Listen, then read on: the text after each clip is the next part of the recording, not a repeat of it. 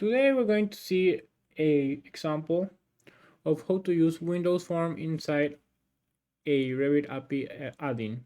So we already know this basic configuration, which uses a interface external command which allows us to create the result method which is going to execute inside Revit. So in other words, whatever is inside these methods is going to execute in Revit. So we have to call a form inside the method. In order to do that, first we have to create the form. So let's go to win, for example, one. Let's go to add and let's go to form. Here I'm going to call this FRM1. So once I get the form created, I'm going to access to his code using the right click view code. So here, this is nothing more than the constructor. If we initialize the constructor, we just use the initialize component method, which is going to initialize the form. So in other words, this is the basic configuration of a WinForms application, and this is the constructor of the form. So in order to call the form within the external command interface, well, within the result method, we have to initialize our form inside. So let's do it. Let's do fr1 equals the name of our variable, new fr1.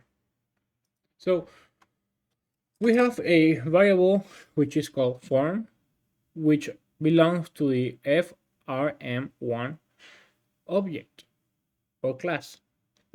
So then once we have this form initialized in a form variable, we have to run the form. So the method to run is system windows forms application dot run form. There we go. Now we just simple build the, remember to always put false here while running. I'm building. Let's go to Revit and let's see if the form initialized. Let's see what's happened.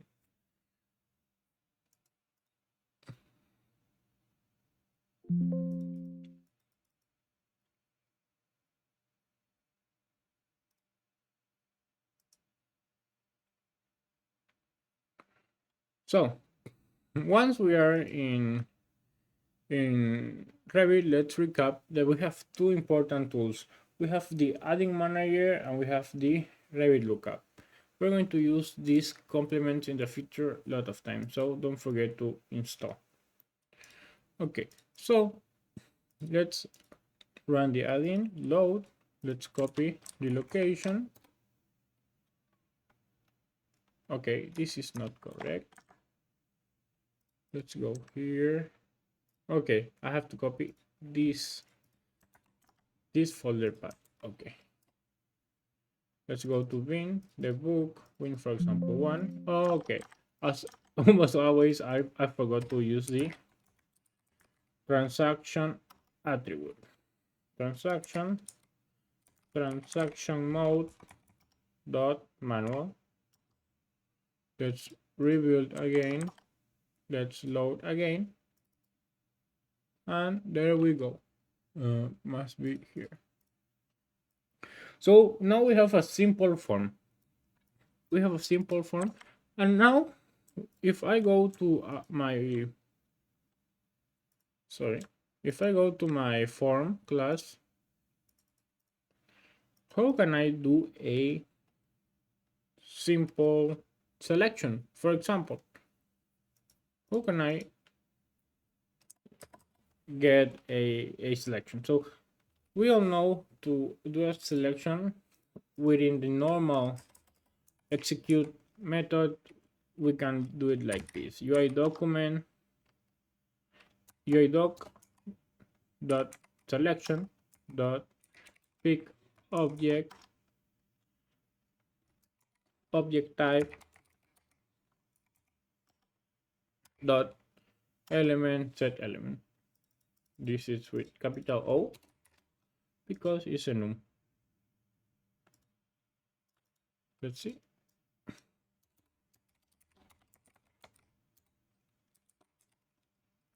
Object type dot element. Okay. Then we can save this as a reference. Just to recap, how do I know this is a reference? In order to know this, I have to go to the documentation and search the method I'm using. So if I'm using the pick object, I will go to see this method, and from the documentation, I realized that this method is going to return. So let's remember this is the method name. This is return of the method. So it's what the method is going to return. Okay, and this is what the method needs, what the method is going to ask. Remember, this is the constructor, so we have an overload. For example, in this one, it's only asked the object type. There's also which needs a string. Right now, I'm using with the string, so it's the status prompt. If I do Control Shift space, I can see here status prompt. So just to show, let's go here, string, same thing, status prompt. Okay, so I know what the method needs and I know what the method returns. So once we know this, we can save the variable reference, and the name of the variable will be ref.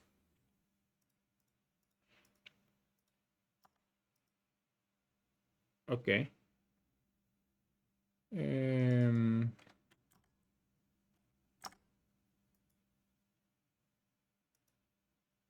Let's see what's happening.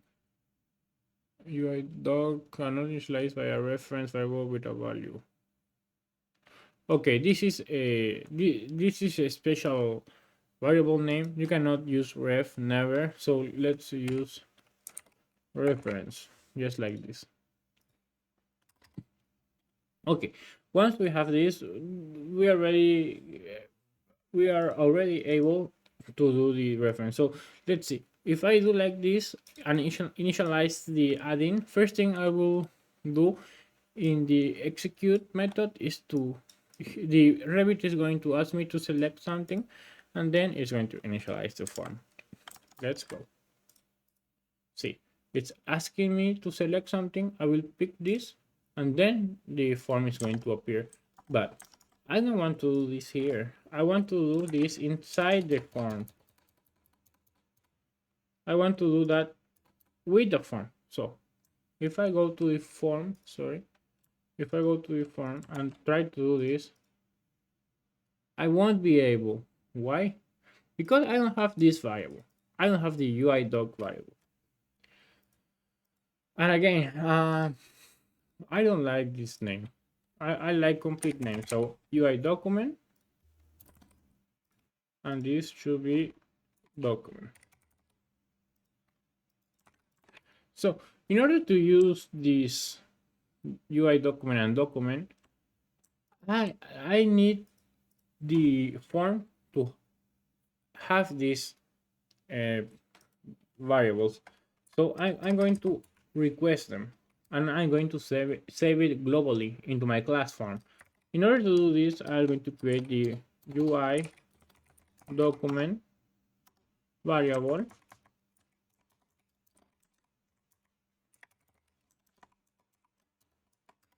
and the document, sorry, it's not a variable, it's a property.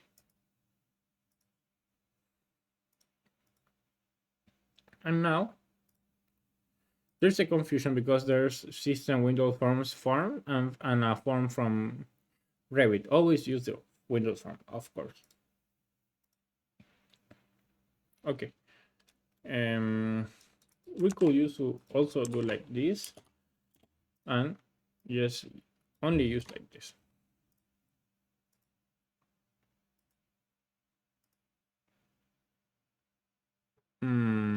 But I don't know why it's not working. Okay, never mind. Let's keep it like this meanwhile. And and let's request those objects. So in order to request, remember that here is what the object, what the constructor is going to request in order to initialize the object. For example,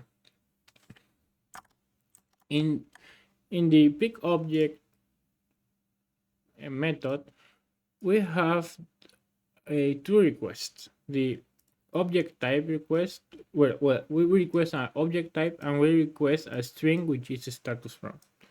So we're going to do the same thing, kind of the same thing here. First thing we're going to request is a UI document.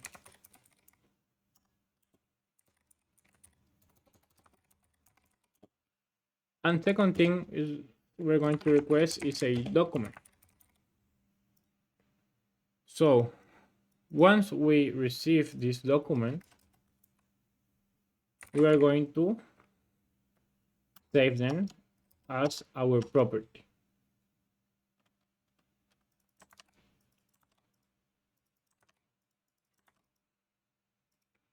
And now we'll be able to use it. But now there's another error because here we're going to be asked for those variables. So now we have simply to pass them.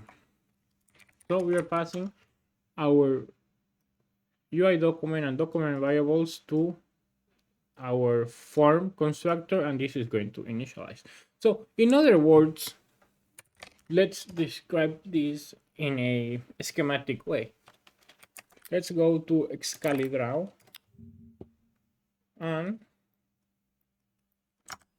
let's copy this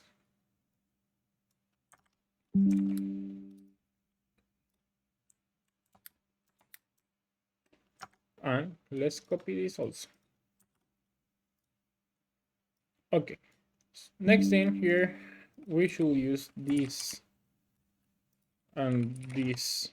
Now we can differentiate easily. Okay.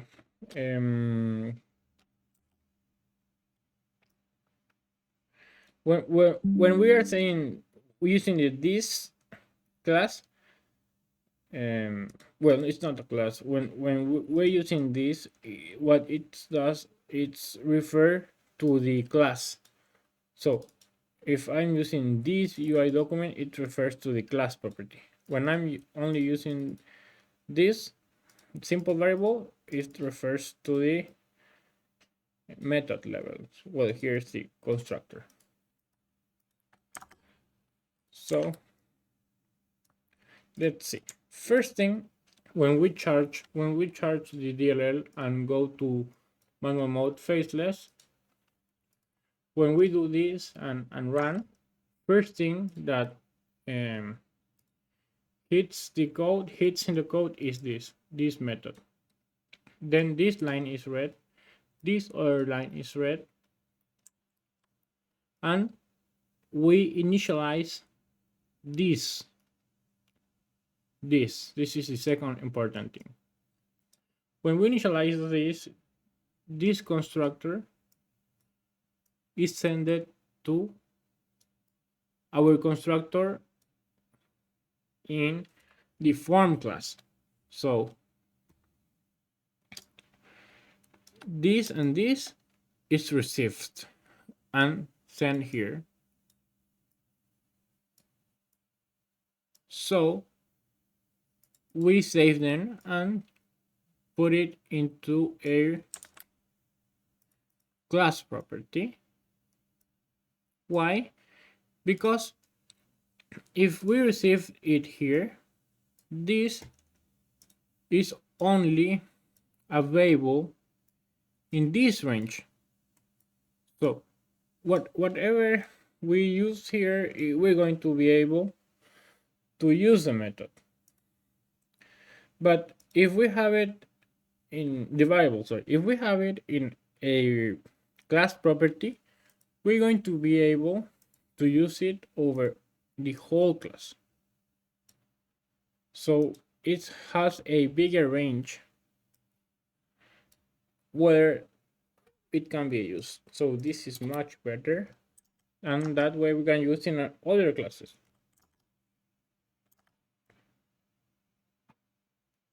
And then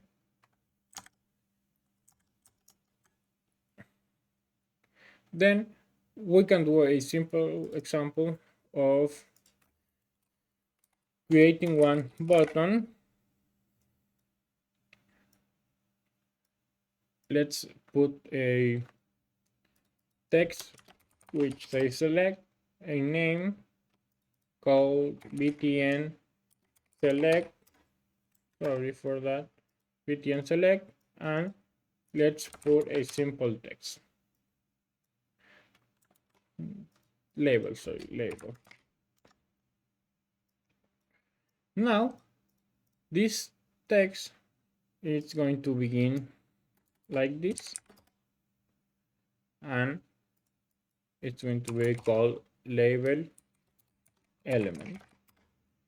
So when I hit 2 times the button in the form, a event is created. So all the events are here in the event properties toolbar. So when I do double click, by default this one is created. But another way of creating it, it's just come here and create a method. It's the event, sorry, it's same thing. Because there are also other events available, so we can use bunch of events. So right now what I want to do is using this reference reference variable to save a selection. So see, right now I'm using the UI document property because I have it here. So right now is range of usage is here. But if I wouldn't create this property, I wouldn't be able to use the UI document or document variable outside of the method or the constructor. So that's why I have to create these properties, which are the range of the whole class. Once I create this reference, I'm going to use the element document get element and save the reference. Also, we can hit the documentation, go to get element, and I know that there's 3 ways of getting an element. I can use the get element by ID, by string, and by reference. Right now I'm using the reference. So I have this get element is going to request one reference, and it's going to give me back one element. And what an element is, if I go to element, here I know element is a base class for most persistent data within a Revit document. An element has a really big amount of properties.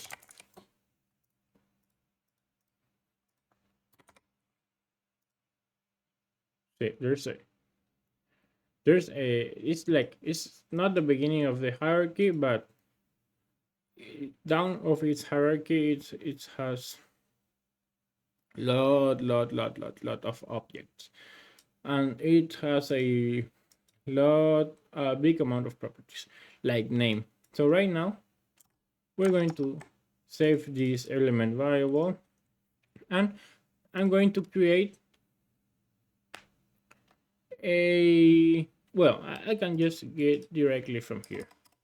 I'm going to access to my text txt, or I think it was label element text element name. So I get this element from the reference. I get access to the name, and I'm going to change the text, this text from there. So what is going to happen is that I'm going to hit the select button, and this is going to get shut, and this text is going to change. So let's go and try.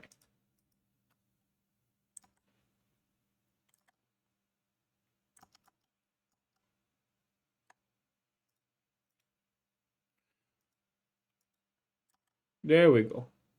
If I change to another one, well, it was the same name, so no purpose on doing that. There we go. Okay, but right now, just to complicate the example and make it more interesting, let's change this text from two places, or let's do this. Let's create another label, and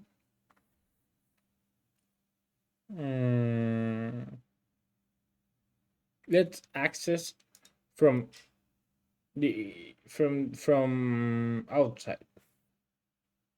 Yeah, let's create like this. Let's create another button, which is going to be called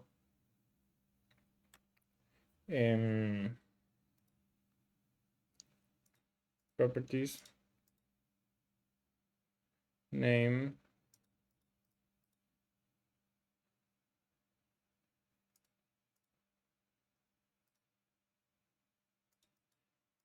get text, or btn get text,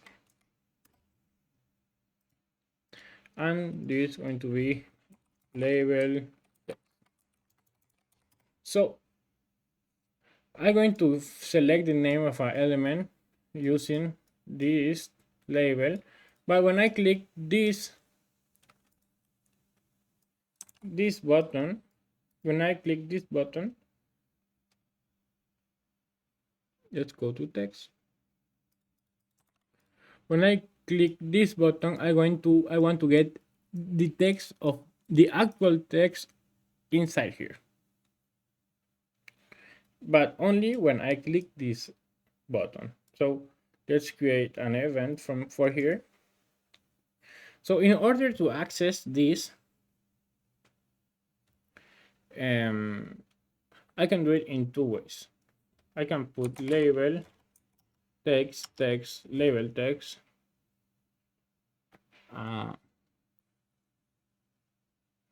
this one, what's the name? I forgot. LB text.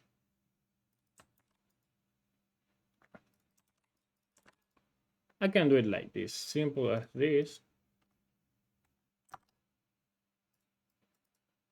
If I select here and I get the text, I will just copy from here. But what if I didn't have access, because this is for example, this is directly the component of the class. So because it's the component of the class, I can have access to this all in the class, not outside. Because see, if I'm outside of here and I do label text, it's not going to get recognized. No, I don't have access to any component outside the form. But let's say here I want to use a variable, string variable, and name. I want to save it. Same thing here. So I want to copy this variable.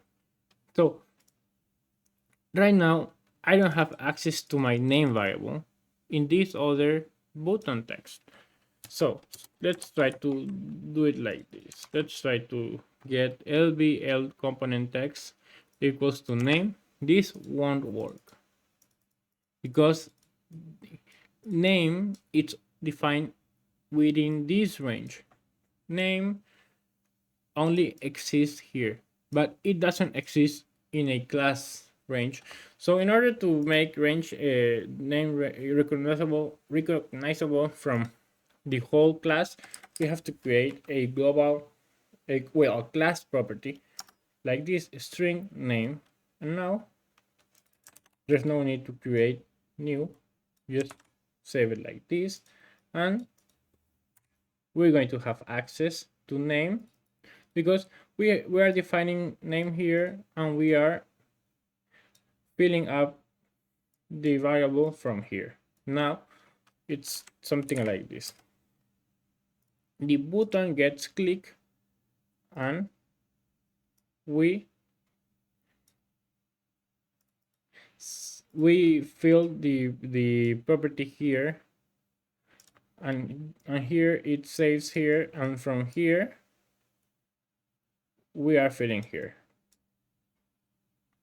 because from here we can have access to these properties, but from here we don't have access neither this or neither this. Let's see.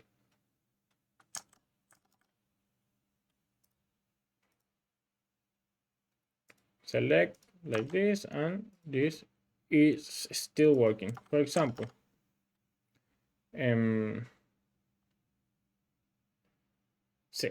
let's create a third button which is going to call btn change name, and let's create the event, and we're going to simply change the name to name change. So now we are playing with the name variable because now we're not accessing this other text is accessing to name, but no more to lb element text. It's very important to understand the difference because that way we can share variables within other scopes. Let's see. Select, we have here, and we have here, and if I put what, okay, something's wrong. Okay, it's okay because the process is like this. If I go here, I get text and I change. Now the internal variable of name is changed. Whenever I did this, name is overwritten. Like this is the process. See, if I get text, I'm going to name change. Okay, so what's the process? What's the process? If I go here, right now, name is null. But when I click select, now name, if we go here, name is already filled. The actual name is filled, but it's not showed because I never hidden this code line, but it's already filled. So if I go to name right now, name is going to be equal to this generic 200, and now I'm going to access this name and show it. So I'm not changing the name, I'm only showing it in this label. But right now, if I hit button 1, name is going to change to name change, and it's already changed. So the variable name, this variable is already changed, but I'm not showing it in this label. In order to show, I have to hit again the get text. So in order to this text property the label text, property text, is going to get the name. So let's try like this. So that's what I wanted to show in this video. I know I made it a little bit complicated, but it's important to understand how to play with variables, how to access variables from different scopes of the code. And let's see us in the next video.